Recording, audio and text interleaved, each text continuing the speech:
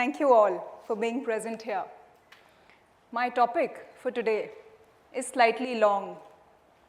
What doesn't kill you makes you stronger. Dreams, courage, and happiness. Let me start with what all of us have in common here. We all are dreamers.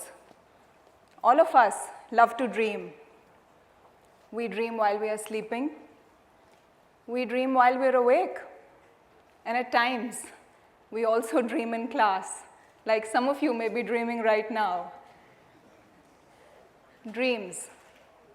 Dreams can be big, they can be small, they can be concrete, and at times, they are quite abstract.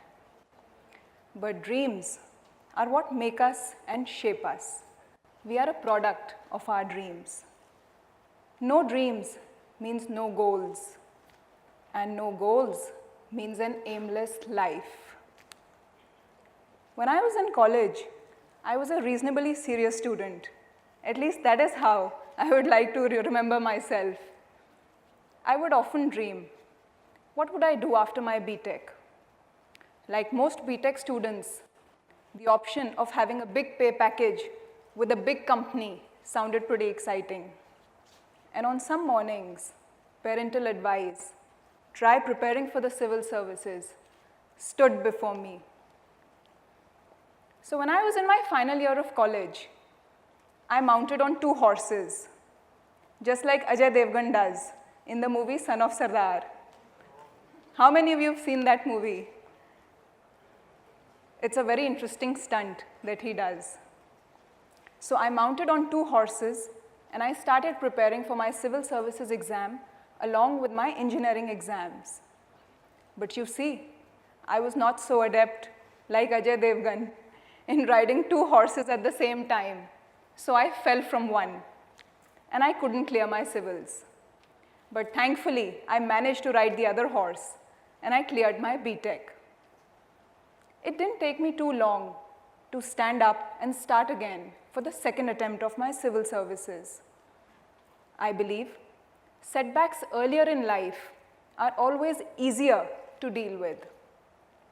There's a saying, हम कभी हारते नहीं, हम या तो जीतते हैं या हम सीखते हैं.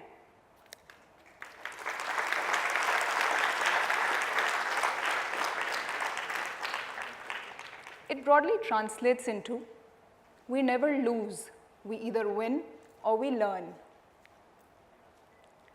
I never forget what my father once said when I asked him, Papa, what should be my plan B? He immediately said, Beta, if you're really focused, you don't need a plan B. And I thought, wow, how true. I mean, doesn't it all depend on me and my efforts? Do external factors really have a role to play? As I grew, I became a firm believer in what Paulo Coelho famously said in his book, The Alchemist. When you aspire for something, the entire universe conspires in helping you achieve it. But what is it exactly that makes you live your dreams? I suppose it is courage. Courage. Courage means to chase your dreams fearlessly and to find happiness in fulfilling them. Courage is also the ability to discipline and train your mind. Well, I've had only a few years in the service now, but I've been very fortunate to have seen so many ups and downs that have taught me so much. I have also been exceptionally blessed to have been showered upon with infinite prayers and love of numerous people and organizations. People said, destiny gave me a chance to personify my name. Some even compared me to Goddess Durga. I felt really humbled and honored. It was my first such encounter with this business of illegally digging of sand, popularly called as the sand mafia. I had heard of diamond mafia, liquor mafia, coal mafia, real estate mafia, and even extortion mafia. But sand mafia was completely new to me. Sand. Sand is something that blows with the wind here and there, and sometimes even into our eyes with blinding effect. It doesn't have any romantic or awe-inspiring image, but we all know sand is one of the major pillars of modern day development. The entire infrastructure that we see changing the country's landscape, be it flyovers, expressways, shopping malls, skyscrapers, wouldn't even dare to stand without this dusty sand. Being a national resource, it is the sacrosanct duty of the state to ensure that it is utilized in the larger interest of the society, and at the same time to prevent its illegal and indiscriminate exploitation. We, as citizens too, need to be environmentally responsible, because as they say, this earth doesn't need us, we need the earth. So if we and our generations are going to have a future, it needs to be a green one. We need to have an ecosystem that would harmonize all forms of life and nature. This ecosystem reminds me of an incident that happened during my training days at Mussoorie. Uttarakhand, I'm sure some of you here would be hailing from that beautiful state. Uttarakhand is known for its lush green hills and lovely weather. It rains quite often and the hills get very slippery. With so much of vegetation around, thorns, shrubs, trekking becomes quite a task. In Mussoorie, we were taken for treks every weekend, and this was my first such trek. As I was enjoying and exploring the lovely nature around me, I happened to see something creep into my canvas shoe. Before I could realize, the creature had completely disappeared inside my shoe. I quickly took off my shoe, and I was frightened to see it was a leech stuck onto my foot. I panicked and I jumped. I jumped so much that I literally landed onto the lap of a batchmate. Hello guys, please don't get any ideas here. My batchmate, she was very calm, and I never forget what she said. She said, "Hey dude, just chill. It's a part of the ecosystem of which you are also a part." Well, her statement didn't really convince me at that point in time, but she surely managed to pacify me. So now it was my 4th or 5th trek, and I was busy climbing up the hill, that another batchmate of mine shouted at me, "Hey, you have a leech on your leg." I turned back, had a look, and I said, "It's okay, dude. It's a part of the ecosystem." This episode also taught me that if we learn to live with our fears, we eventually conquer them. Couple of life lessons that I have learned during my very brief years of service, I would like to share with all of you. The first one is, you live only once. There's a really famous, very old movie of James Bond called You Live Only Twice. I somehow don't agree with that title. I feel each one of us has just one life, and that one life offers enough fire and courage to change things for the better. How many of you have seen the movie Dangal?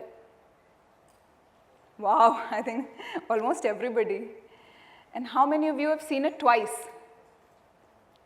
Wow, I've seen it twice too.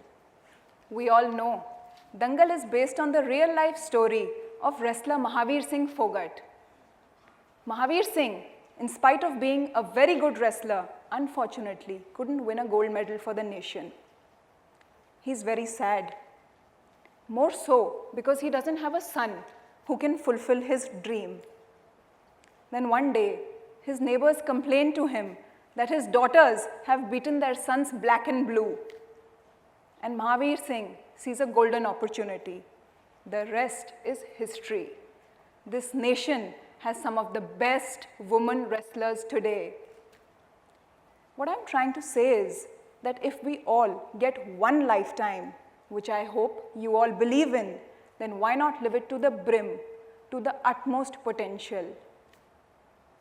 So live as if you will live forever and dream as if you will dream forever. The next lesson that I learned is compete with only yourself. When I started preparing for the civil services exam, I learned lakhs of students appear for this exam for a few handful of seats. The ratio for selection in the IAS is almost 1:1,000. Now that meant that I would have to be better than the 999 candidates in the 1,000 lot that I would be a part of. Now that's the bad part of mathematics when you land up in such kind of calculations.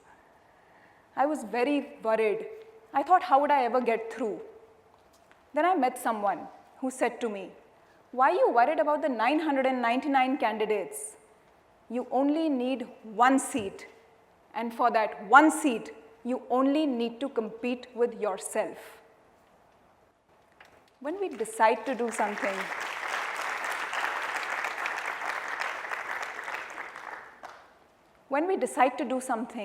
it's our decision. We need to own that decision and see it through. The last and probably the most interesting lesson that I learned: give it your heart and soul and do not give up midway. Once the goal is decided, we need to give it our 100% commitment and resoluteness. It is very natural that we will face difficulties and troubles in our way. But it's very important to hold on to your strength, more so your mental strength. By giving up midway, we undo the entire emotion and effort that we have put behind that task. I'm reminded of a very interesting video that I saw on YouTube a couple of days ago. It was an admiral of US Navy who talks about the difficult training sessions that the Navy cadets have to undergo in order to complete the tough probation period. One such task involves swimming in the sea in presence of sharks. He goes on to say that if a shark begins to circle your position, do not swim away. Hold on to your ground. Do not act afraid. If the shark darts towards you, muster all your courage and punch it in the snout. It will turn and swim away. Life is going to be full of sharks. If you hope to swim, you will have to learn to deal with them. So do not give up midway. And this will ultimately pave the way for happiness and bliss. Happiness. Happiness means to have faith in your dreams. It means to have confidence in your efforts. And it means to have belief in yourself. Happiness means dreaming fearlessly and courageously living your dreams. If you're happy, you'll make your family happy. You'll make your friends happy. You'll make the people around you happy. And you'll make this world happy. Before I conclude by citing the famous Hindi poet Dushyant Kumar, let me explain the English version of it. The emphasis is on making constant effort to improve things wherever we are. And now, in the words of Dushyant Kumar, सिर्फ हंगामा खड़ा करना मेरा मकसद नहीं, सारी कोशिश है कि ये सूरत बदलनी चाहिए, मेरे सीने में नहीं तो तेरे सीने में सही, हो कहीं भी आग लेकिन आग जलनी चाहिए.